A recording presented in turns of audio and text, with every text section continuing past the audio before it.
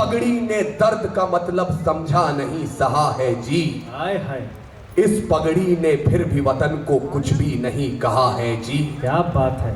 47 में बंटवारे के घाव सहे इस पगड़ी ने, आजादी में राजनीति के दांव सहे इस पगड़ी ने, पर मत भूलो इस पगड़ी ने भय नींव अभागन रखी है।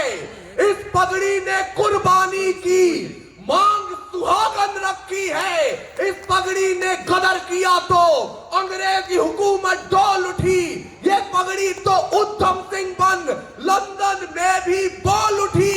ये पगड़ी 1.25 लाख पर एक चढ़ाने वाली है। ये पगड़ी तो चिड़ियों के संग बाज लड़ाने वाली है। भाई क्या बात है। यहां एक हिंदू मां का बेटा खड़ा है, कभी अपने मुसलमान भाइयों की तारीफ कर रहा है, कभी अपने सिख भाइयों की तारीफ कर रहा है, क्योंकि कभी हाशिम फिरोजाबादी ने कहा था तेरे गुरूर को एक रोज जरूर तोड़ूंगा, तू आफताब सही पर बुझा के छोड़ूंगा। और इस मुल्क की अमनो सलामती के लिए हिंदू मुसलमान सिख ईसाई के हाथ जोड़ूंगा। इस मुल्क भाई वाह वाह वाह वाह वाह, क्या मैं बात शुरू है। हो रहा हूं। जो नौजवान अब तक ये सोच रहे हैं कि यहाँ इश्क की बात क्यों नहीं हो रही, ये कमसिन सी कलियां, ये महकती हवाएं, ये पायल की छमछम जो पास बुलाएं, ये रुखसार की लाली, ये जुल्फों के साए, ये कमर की लचकन, ये गुंजित सदाएं, ये मोहब्बत की बातें, ये महबूब की यादें, ये बुझते चरागों को बेशक हवा दे। इन्हीं की बदौलत है महफिल में रौनक, इन्हीं से वफा की अशरफी दमकती, इन्हीं से हिजर की रातें हैं कटती, इन्हीं से जवानों की आंखें चमकती। ये इश्क सवेरे की आस में है और रातों को जुगनू की तलाश में है। पर हमें आग पीने दो जिंदा जवानों कि जुगनुओं पे हमको भरोसा नहीं है। और लड़े हैं सदा ही मशालों को लेके, अंधेरे को हमने भी कोसा नहीं है। न आंखों को झीलों से तशबीह दी है, न जुल्फों को बादल का नाम दिया, न मुस्कान को उनके है चंदा कहा, न रातों की बाहों को जाम दिया। जवानों के हाथों की उठती तड़प को शमशीर ही दी है, गुलाब नहीं। उनके नहाने के बाद भी पानी को पानी कहा है, शराब नहीं।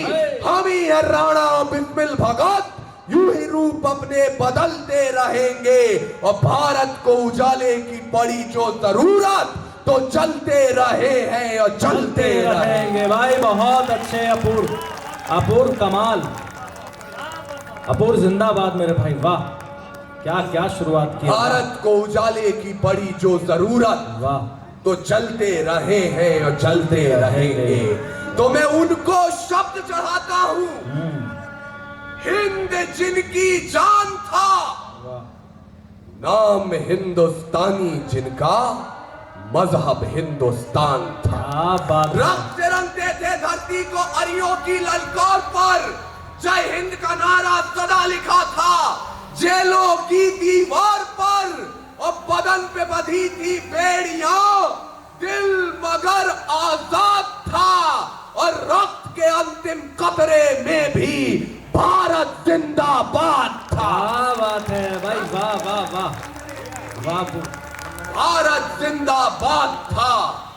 लेकिन आदरणीय सदन, हमने एनसीईआरटी की पुस्तकों में पढ़ाया अपने बच्चों को कि 14 अगस्त 1947 मध्य रात्रि 2 दस्तावेजों पर दस्तखत हुए और आजादी हमारी झोली में आ गई।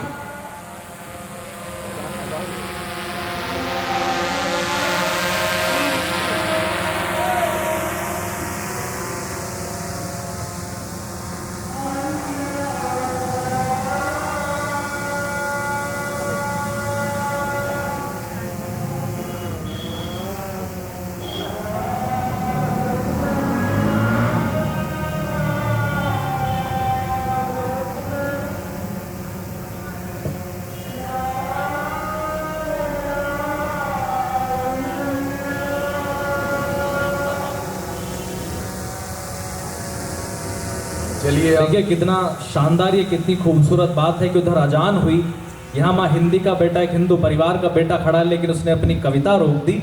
इससे बड़ी देश की खूबसूरती नहीं हो सकती। कहीं डॉक्टर अर्जुन सिसोदिया जी ने लिखा कि हम अपने देश के दिनमान को ढलने नहीं देंगे, दिलों में पीर पर्वत सी कोई पलने नहीं देंगे, हम सब एक होकर साजिशों के पर कतर देंगे, मगर दंगों की भट्टी में वतन जलने नहीं देंगे। ये खूबसूरती है हिंदुस्तान की। अपूर्व, बहुत शानदार पढ़ रहे हो, जिंदाबाद। खुदा बंदा मैं तेरे नाम से आगाज करता हूँ, तेरा बंदा हूँ, तेरी रहमतों पे नाज करता हूँ, फकत तेरी ही मदद और इस्तिहानत के भरोसे पर मुझे उड़ना नहीं आता मगर परवाज करता हूँ। क्या बात है अपूर्व, कमाल। जिंदगी दी है तो जीने का हुनर भी देना। अभी अजान की आवाज बुलंद हो रही थी। मैं जानता हूं ये मुशायरे का, कवि सम्मेलन का माहौल नहीं है, आप अपने बेटे की मोहब्बत में यहां आए हैं, लेकिन मैं उस ईश्वर अल्लाह से, उस मालिक से दुआ कर रहा हूं अपने लिए कि जिंदगी दी है तो जीने का हुनर भी देना, पांव बख्शे हैं तो तौफीके सफर भी देना। गुफ्तगू तूने सिखाई कि मैं गूंगा था, अब मैं बोलूंगा तो बातों में असर भी देना। कितना असर है आप मुझे सूचित कीजिए। लोग कहते हैं 14 अगस्त मध्य रात्रि 1947 2 दस्तावेजों पर दस्तखत हुए और आजादी हमारी झोली में आ गई। ऐसा नहीं हुआ था। कतरा कतरा खून दिया था, दी जवानी जुनून दिया था, खड़े अंग्रेज माने नहीं तो गोलियों से भून दिया था। गोरियों के गाल नहीं थे ना आवाज मजीरों की, खनखनाहट गूंजती थी सेल्यूलर में जंजीरों की।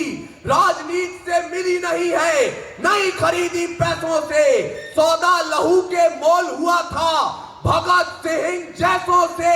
और मां ने गोली खाई थी, बेटे लटके फंदों पर, आजादी की डोली उठी है कुर्बानी के कंधों पर। क्या बात है, वाह वाह वाह वाह वाह। कुर्बानी के कंधों पर किसने कुर्बानियां दी? सिर्फ एक कौम ने, सिर्फ एक धर्म ने, सिर्फ एक प्रांत ने, सिर्फ एक जाति ने। मुझे माफ कीजिएगा, जब हम इतिहास के पन्ने पलटते हैं, आज जो भी कहा जाता हो कि एक कौम इस देश से प्यार नहीं करती, वहां चले जाओ, उस पार चले जाओ, पर इतिहास के पन्ने पलटते हैं तो एक पन्ना आता है 88 साल के बहादुर शाह जफर जब रंगून में नजरबंद थे, अंग्रेजों के एक चापलूस ने जफर के नाम 2 लाइनें लिखी और उनको सुनाई। बोले दम दमे में दम नहीं है, खैर मांगो जान की, ऐ जफर झुकने लगी शमशीर हिंदुस्तान की।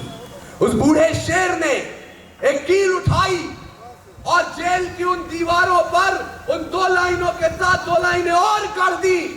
उन्होंने कहा, बरखुरदार आप कहते हैं दम दमे में दम नहीं है, खैर मांगो जान की, ऐ जफर झुकने लगी शमशीर हिंदुस्तान की। तो जवाब भी सुन ले, गाजियों में बू रहेगी जब तलक ईमान की, तख्ते लंदन तक चलेगी तेग हिंदुस्तान की।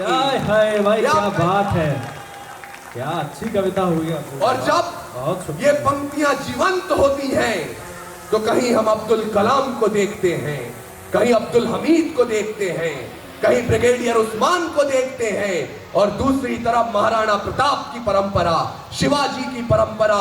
जब ये सब एक साथ मिलती है तो आपका देश भारत माता की तरफ आंख उठाने वालों को एक जवाब देता है, और वो जवाब यूं होता है, आखिर कायर राजनीति ने अलख जगाना सीख लिया, हमने सूनी मांगों पर सिंदूर लगाना सीख लिया। क्या बात है। वो वक्त था बस मुल्क के नाम रकीबों साथी साथ खड़े थे, हाथ का पंजा कमल का फूल, साइकिल हाथी साथ खड़े थे, लश्कर था जो तिरंगे वाला, जीत का जज्बा सहेजा था, हिंदुस्तानी बारूद को हमने सिंदूर बनाकर भेजा था। हाय हाय, क्या बात है। बारूद को हमने सिंदूर बनाकर भेजा था, लेकिन उसके बाद इस देश ने देखा क्या?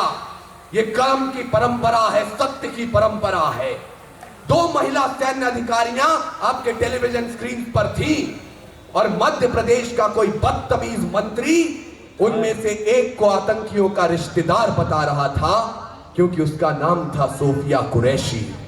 तो हम क्या बोलें, कैसे चीखें, कैसे रोएं?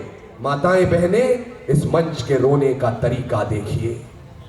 उन वीरांगनाओं में झांसी का किरदार दिखाई देता है, समर सोफिया में चंडी का अवतार दिखाई देता है। हाय हाय भाई, जिंदाबाद जिंदाबाद जिंदाबाद। देता है, समर सोफिया में चंडी का अवतार दिखाई देता है।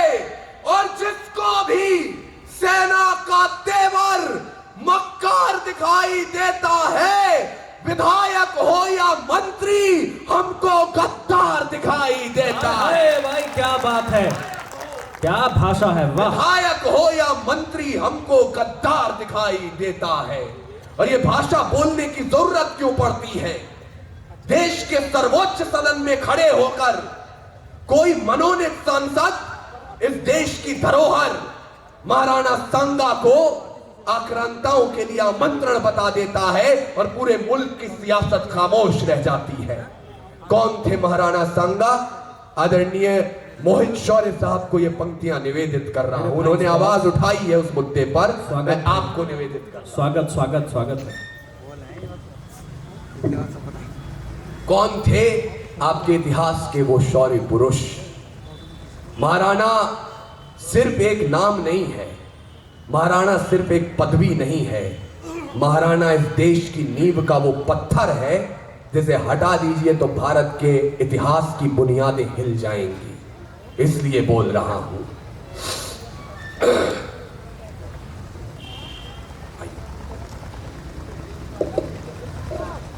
हमारे बीच में जितेंद्र सिंह जी वरिष्ठ साहित्यकार उपस्थित हैं।